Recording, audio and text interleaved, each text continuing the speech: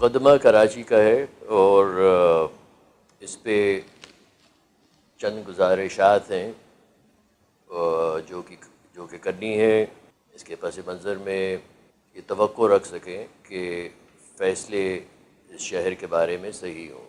بیشتر یہ کہ ہم لوگ آگے بڑھیں. ایک شعر ذہن میں بار بار ابھر رہا ہے کہ ذکر اس پری وش کا اور پھر بیان اپنا، بن گیا رقیب آخر تھا جو رازدان اپنا.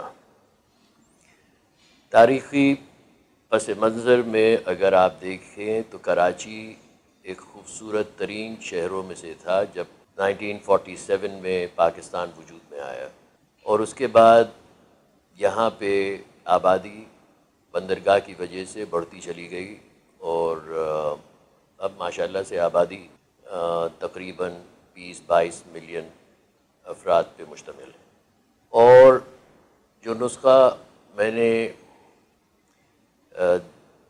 دیا ہے اپنی کتاب میں اور اس انٹرویو کے ساتھ ایک رپورٹ میں جو کہ اس انٹرویو کے اندر شامل ہے، اس سے آپ کو اندازہ ہوگا کہ اربنائزیشن کا جو تصور ہے کچھ یوں ہے کہ اول تو آبادی کو آپ مشتمل کر دیتے ہیں ایک تعداد کے ساتھ.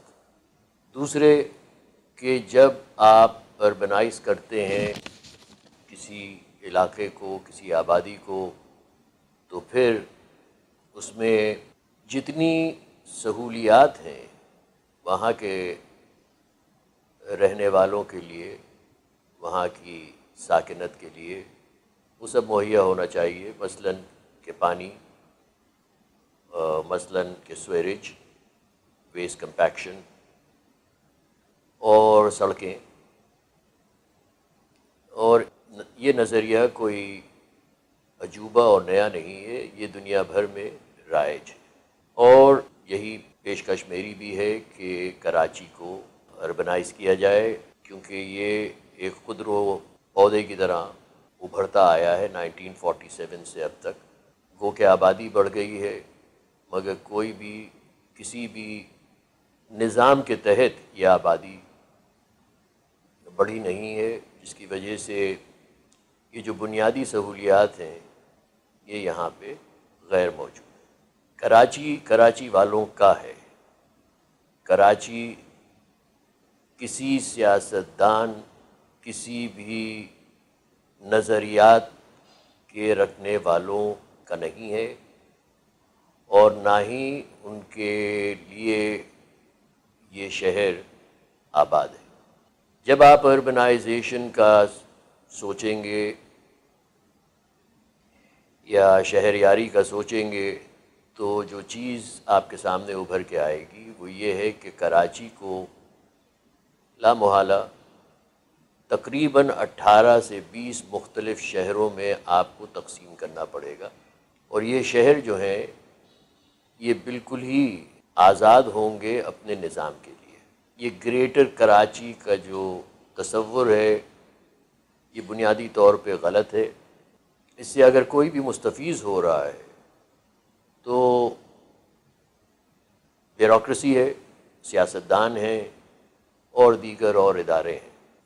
جب آپ اربنائزیشن جس طرح میں نے پیش کیا ہے اس نسخے کے اوپر آپ عمل پیرا ہوں گے تو آپ کو صرف کراچی کو 20 ایڈمنسٹریٹو زونز کے اندر تقسیم، یعنی 20 مختلف شہر بنانے نہیں پڑیں گے، بلکہ ان کو ایک حیثیت دینا پڑے گی میونسپل کمپنی کی.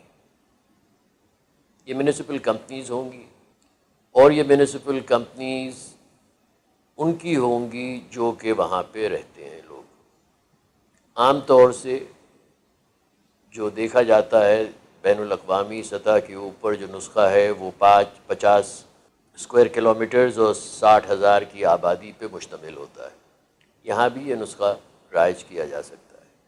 میونسپل کمپنیز کا تصور یوں بہت اہم ہے کہ جب آپ سارے چیزیں جو اربن یونٹ کے اندر درکار ہوتی ہیں، مثلا سویریج ہے، پانی ہے، ویسٹ کمپیکشن ہے اور دیگر اور سہولیات ہیں، اس کے لیے رقوم چاہیے ہوتی. یہ وہاں کے جو لوگ ساکن ہیں ان کے اوپر ایک قرض ہوتا ہے اور یہ ایک مدت کے اوپر اس کی ادائیگی ہوتی ہے. لہذا ان کو میونسپل کمپنیز بنانا بہت ضروری ہے.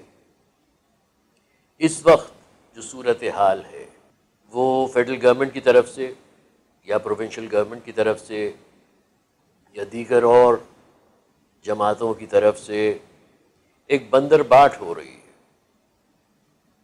کہ ہم پیسے دیں گے تو ہمیں یہ سہولت چاہیے، ہمیں وہ سہولت چاہیے. سب کو سہولیات چاہیے ضرور ہیں، مگر جو لوگ یہاں رہ رہے ہیں ان کی ضروریات نظر انداز ہو رہی ہیں اور یہ بہت غلط ہے، قانونی ناطے سے بھی اور انسانیت کے ناطے سے بھی.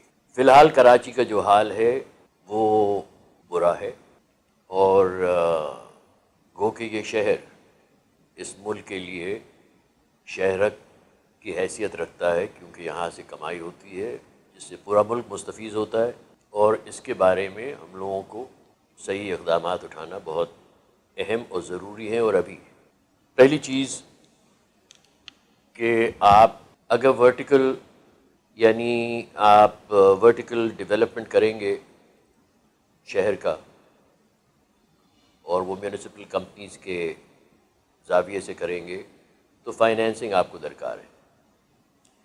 یہ فائنینسنگ دو چیزوں کی بنیاد پہ ہوتی ہے. ایک کہ جو فائنینس کرتا ہے اور جو فائنینس لیتا ہے، شہر فائنینس لے رہا ہوتا ہے اور جو فائنینس کر رہا ہوتا ہے ادارہ، وہ چاہے بینک ہو، چاہے فیڈرل گورنمنٹ ہو، چاہے پروونشل گورنمنٹ ہو، چاہے کوئی بھی ہو، اس کی ادائیگی ڈیٹ بانڈز کے اوپر ایک مدت یعنی طویل مدت یعنی 25 سال 30 سال کے اندر ہوتی ہے اور اسی بنیاد کے اوپر وہاں کے کا لینڈ ریونیو اور ٹیکسز مقرر کیے جاتے ہیں.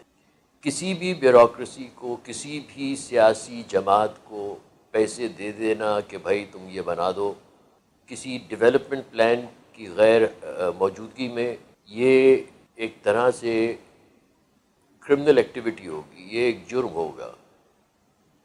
فائنینسنگ میونسپل کمپنیز کی دنیا بھر میں ہوتی ہے ڈیٹ بانڈز کے اوپر، یہاں بھی یہی صورتحال ہونا چاہیے. اور یہ فائنینسنگ اس وقت ریلیز ہونا چاہیے جب کہ ایک پلان وجود میں آئے اور وہاں کے جو لوگ ہیں وہ اس کو اپروو کر دیں. کوئی چیف منسٹر یا کوئی پرائم منسٹر یا کوئی اور ادارہ، سرکاری ادارہ اس کو اپروو نہیں کرے گا. جو وہاں کے لوگ ہیں اس کا ایک سٹینڈرڈ ہے، وہ سٹینڈرڈ ورلڈ کلاس ہونا چاہیے، اس کے اوپر یہ اپروولز آئیں اور اس کے بعد فائنینسنگ ہو. عام طور سے دیکھا یہ گیا ہے بین الاقوامی سطح کے اوپر کہ جہاں یہ فائنینسنگ ہوتی ہے کہ اس کی ڈیٹ سروسنگ بھی ہوتی ہے تھرو لینڈ ریونیو اور ٹیکسز ڈیفرڈ اوور سالوں کے اوپر اس کو ادا کیا جاتا ہے. اور اگر اسی طرح کے شہر پورے ملک میں بنے تو کلیکٹیو فائنینشیل امپیکٹ جو ہے وہ فیڈرل گورنمنٹ اس کو سنبھالتی ہے سینٹرل بوروئنگ کی بنا کے اوپر، اگرچہ ضرورت ہے کانٹریکٹر بیس فنڈنگ کی بیسس کے اوپر، مگر اس کا ہونا حتمی ہے اور ضروری ہے.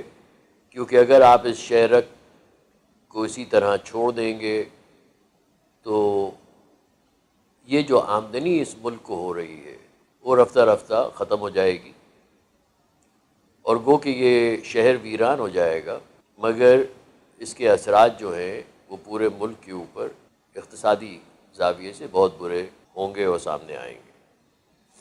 جو ممانعات ہیں اور جو تحفظات ہیں ڈیولپمنٹ کے ناطے سے، ترقیاتی کام کے ناطے سے جو شہروں میں ہونا چاہیے، اس کا قطعی طور پہ تعلق کسی سرکاری ادارے سے، کسی سیاسی جماعت سے یا پرائیویٹ سیکٹر سے نہیں ہونا چاہیے. یہ اربن ڈیولپمنٹ کے لیے باقاعدہ ایک پلان ہوتا ہے اور اس کے لیے آپ کنسلٹنٹس اپوائنٹ کرتے ہیں، ڈیولپرز اپوائنٹ کرتے ہیں، اور وہ یہ کام آپ کو کر کے دیتے ہیں۔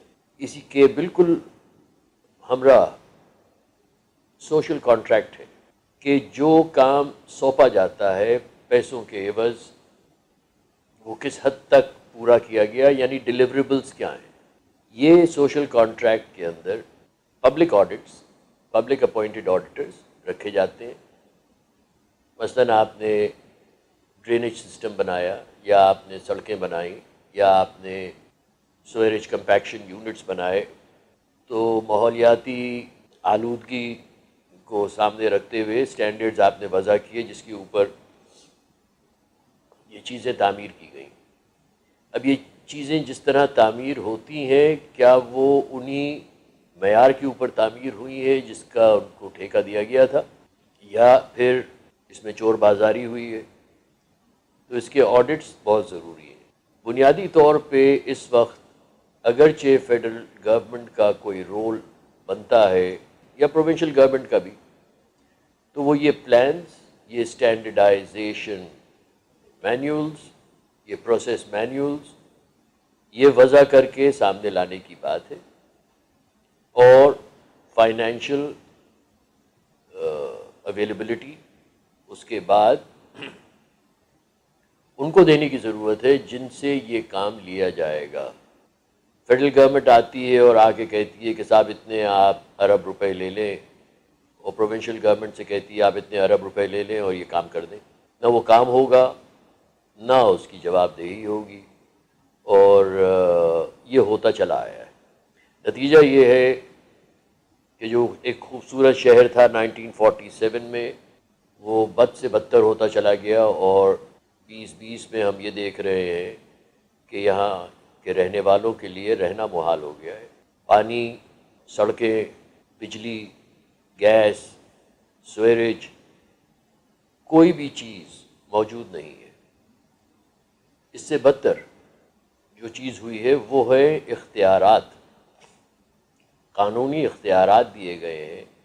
جیسے کہ ہم نے دیکھا کہ اگر ڈیفنس میں رہنے والوں نے جا کے احتجاج کیا تو ان کے خلاف ایک بیوروکریٹ نے ایف آئی آر کٹوا دیا، اور ایک اور ادارہ جو بیوروکریسی کا حصہ ہے، یعنی پولیس، انہوں نے ایف آئی آر کاٹ بھی لیا۔ نہ یہ ایسا حکم دینے کا مجاز ہے ان کو، نہ ایسی حرکت کرنے کا کوئی اختیار۔ اگر قانون کے نظر سے آپ دیکھیں یا آئین کی نظر سے آپ دیکھیں تو مالکان یہاں کے رہنے والے ہیں، یہاں کی بیوروکریسی نہیں ہے۔ بیوروکریسی یہاں کے نوکر ہیں، ان کا احتساب بالکل اہم ہے۔ آپ نے 70 سال میں کتنے پیسے لیے اور آپ نے کیا کیا، یہ ہم لوگوں کو جاننا ضروری ہے، اور اس سے زیادہ اہم چیز یہ ہے کہ ہمیں یہی غلطی دوبارہ دہرانی نہیں ہے۔ اس پیش لفظ کے ساتھ جو تجویز کراچی کے لیے میں پیش کرنا چاہتا ہوں وہ سادہ ہے کہ کراچی کو میونسپل کمپنیز میں تقسیم کیا جائے، اور تقسیم کرنے کے بعد جو شہر ابھریں گے، مثلاً 16 ہوں، 18 ہوں، 20 ہوں، ان شہروں کو اختیار دینا چاہیے جمہوریت کے تحت کہ وہ اپنے اپنے ایڈمنسٹریٹرز، اپنے اپنے میئرز اپوائنٹ کریں، ووٹ کر کے ان کو لے کے آئیں، اور ایک سوشل کانٹریکٹ کے تحت کہ ان کی جواب دہی، ان کا احتساب ہو، ان کو ایک پلان دیا جائے جو وہ امپلیمنٹ کروائیں، ان کو بجٹ دیا جائے، اور اس کے بعد اس کی ڈیٹ سروسنگ سارے وہاں کے رہنے والے مل کے کریں لینڈ ریونیو کے تحت۔ یہ مختصراً تجویز ہے، اور یہ تجویز نعرے لگانے سے، گھیراؤ کرنے سے حاصل نہیں ہوتی۔ اس تجویز کے لیے ہم لوگوں کو آئین کا سہارا لینا ضروری ہے، کیونکہ یہ کانسٹیٹیوشنل ریٹ پٹیشن بنتا ہے کہ ایک شہری کے قانونی اختیارات کیا ہیں، اور جو ادارے، سرکاری ادارے ہیں، ان کی حدیں کیا ہیں، کیا وہ حاکم ہے اور ہم محکوم ہیں، یا قانون کے تحت یا آئین کے تحت وہ جواب دہ ہیں۔ یہی بنیادی طور پہ مقدمہ ہے کراچی کا، جو میں آپ کی خدمت میں پیش کرنا چاہتا ہوں، اور اس پہ درخواست ہے کہ آپ لوگ غور کریں. اسی لیے اس چھوٹی سی تقریر کے ساتھ جو رپورٹ ہے اربنائزیشن یا سوشل اکنامک ڈیسٹینیشن کو آئیڈینٹیفائی کرنے کے لیے، وہ میں نے اس انٹرویو کے ساتھ آپ کی خدمت میں پیش کی ہے. اس کو آپ لوگ دیکھیں اور اس پہ غور کریں. شکریہ. Thank you for watching. Click the videos on screen to watch more and make sure to subscribe for upcoming videos. Let the winds of change blow